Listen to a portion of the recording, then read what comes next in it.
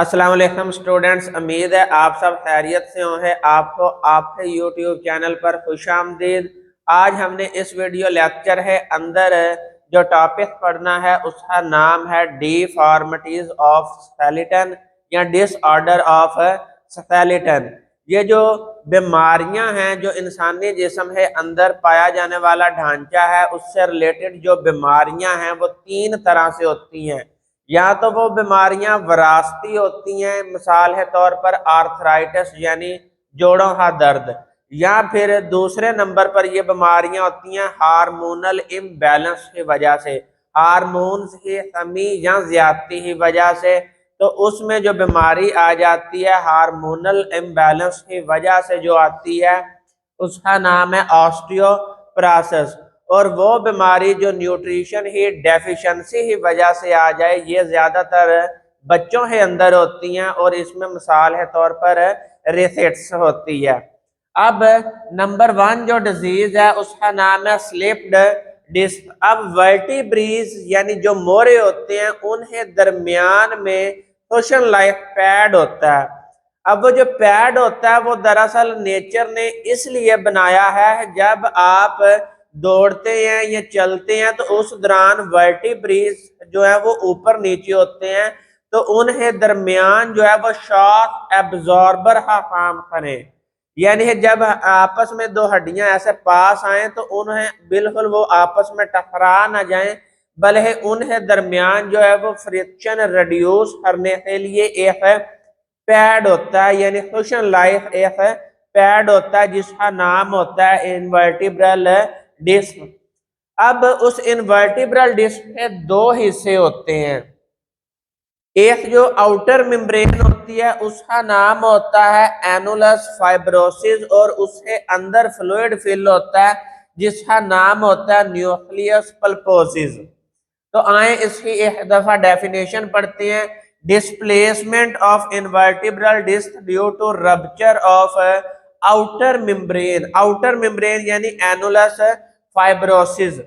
अब मिसाल है तौर पर ये दो वर्टिब्री हैं, ये दो वर्टिब्री हैं, तो दो वर्टिब्रीज के दरमियान में जो पैड होता है ये इस तरह होता है, इस तरह ये पैड है, इसे हम बोलते हैं इनवर्टिब्रल डिस्क। अब ये जो इसकी आउटर मेम्ब्रेन है इसका नाम है एनुलस फाइब्रोसिस और इसके अंदर जो फ्लूइड फिल होता है सेमी फ्लूइड जो होता है इनर साइड पे उसका नाम है न्यूक्लियोसिस पल्पोसिस। अब ये जैसे ही ऊपर प्रेस होती हैं तो ये मेम्ब्रेन अंदर ही तरफ दबती हैं, तो जिसकी वजह से अंदर जो है वो फ्लूइड है वो शॉक है एब्जॉर्ब कर लेती हैं। तो ये दो हिस्से हैं इस इनवर्टिब्रल डिस्क के। अब ये दो वर्टिब्रीज के दरमियान सक्सेसिव वर्टिब्रीज के दरमियान में पाई जाती हैं।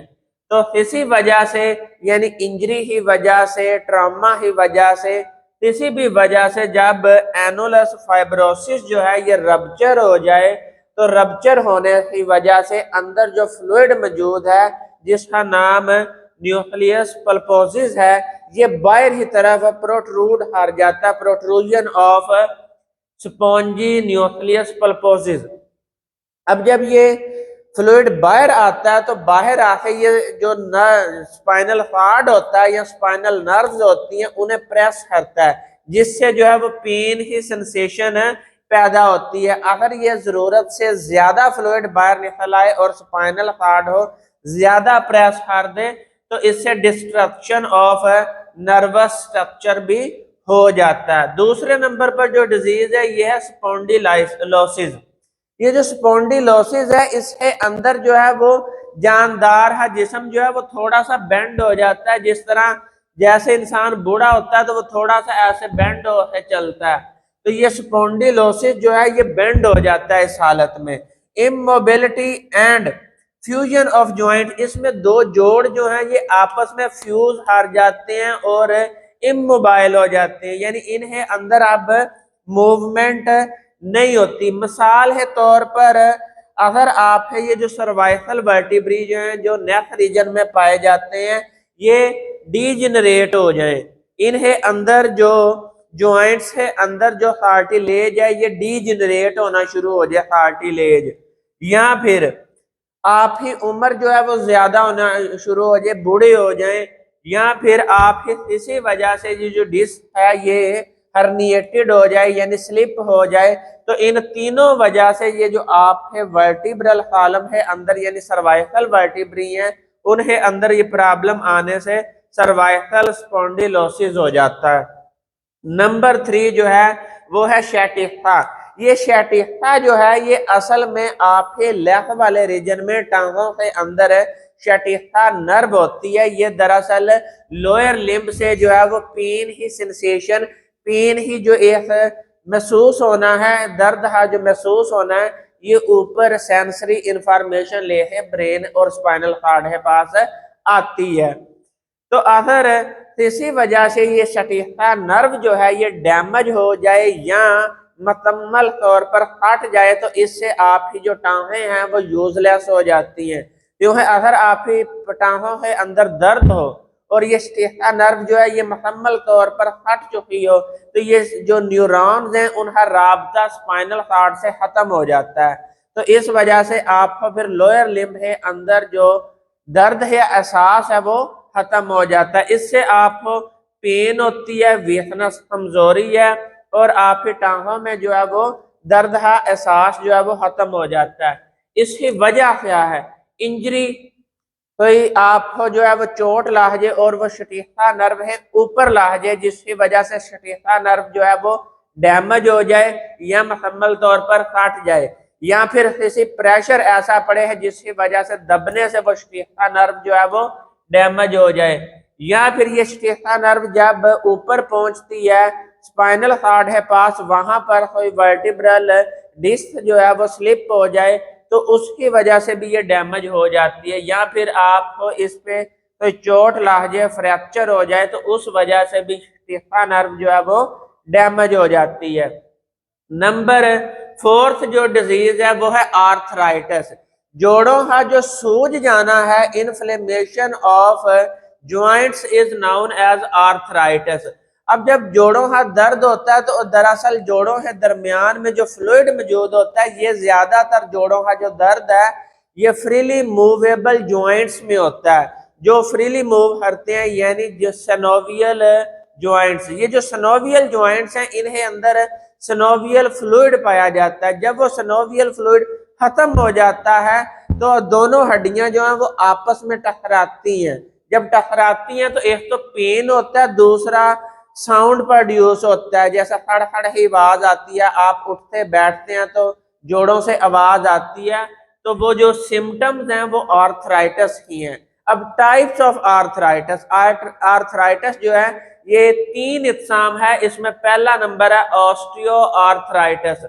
ऑस्टियो आर्थराइटिस ये होता है जब दो लंबी हड्डियां आपस में जुड़ती हैं तो लंबी हड्डियों के दरमियान में कार्टिलेज पाया जाता है। जब ये कार्टिलेज जो है वो उम्र में इजाफे के साथ साथ डीजेनरेट हो जाता है तो वो हड्डियां आपस में टकराती हैं, उससे दर्द भी होता है और दूसरे नंबर पर उसमें साउंड भी प्रोड्यूस होता है। नंबर 2 जो है वो रेमाटॉइड आर्थराइटिस है। ये जो सनोवियल मेम्ब्रेन होती है यानी ये जब दो हड्डियां आपस में जुड़ती हैं तो दरमियान में जो कुशन पड़ा हुआ है उससे जो मेम्ब्रेन है उसे हम बोलते हैं सनोवियल मेम्ब्रेन। आउटर मेम्ब्रेन लिगामेंट ही होती है और अंदर उस कुशन है अंदर जो है वो सनोवियल फ्लूइड होता है। अब इसी वजह से वो सनोवियल मेम्ब्रेन है अंदर जो है वो इन्फ्लेमेशन हो जाए, सूजन आ जाए तो उसे हम बोलते हैं रिमेटॉइड आर्थराइटिस। इसमें भी जोड़ों का दर्द होता है। नंबर 3 राउटी आर्थराइटिस जिसे आप गैंठिए का दर्द भी बोलते हैं।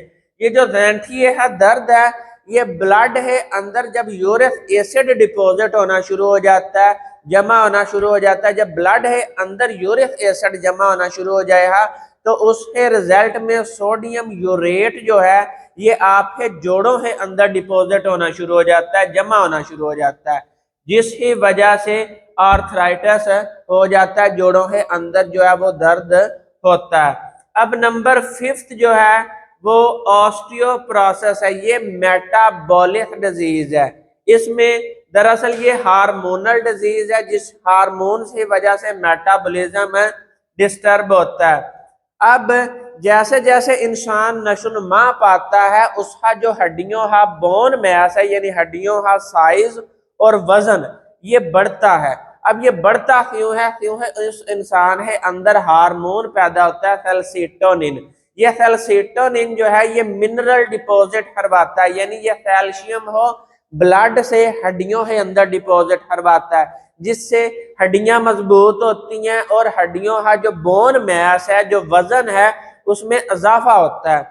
अब जैसे जैसे बच्चा नशोनुमा पाता है, ये बिफोर 20-30 एज में जो है 20 साल से पहले, 30 साल से पहले, ये हड्डियों का जो बोन मैस है ये इसमें इजाफा होता है ड्यू टू कैल्सिटोनिन। कैल्सिटोनिन पैदा होता है, वो मिनरलाइजेशन ऑफ बोन करता है, हड्डियां मजबूत होती हैं। लेकिन जैसे ही इंसान जो है उसकी उम्र में इजाफा होता है अबव 40, 40 साल है बाद, ये कैल्सिटोनिन हार्मोन की जो प्रोडक्शन है ये स्लो हो जाती है। जब कैल्सिटोनिन हार्मोन की प्रोडक्शन है थोड़ी हो जाए, तो यही कैल्शियम जो है वो हड्डियों से उठ के ब्लड में आना शुरू हो जाता है, क्योंकि ब्लड है अंदर होम्योस्टेसिस है लाजमी है।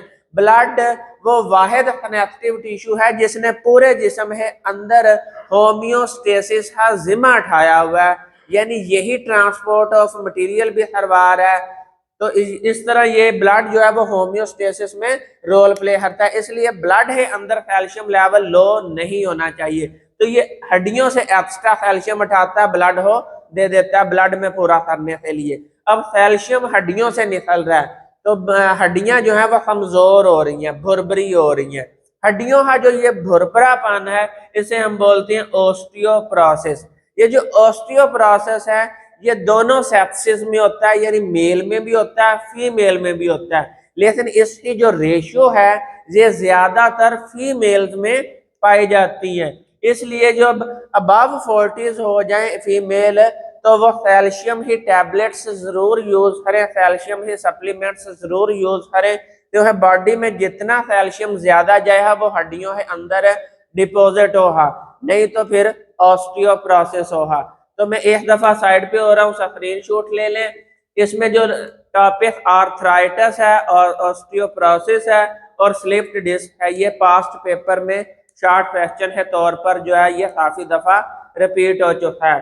तो नेक्स्ट वीडियो में नेक्स्ट लेक्चर के साथ मिले हैं, उतनी देर दुआओं में याद रखें। फी अमानिल्लाह।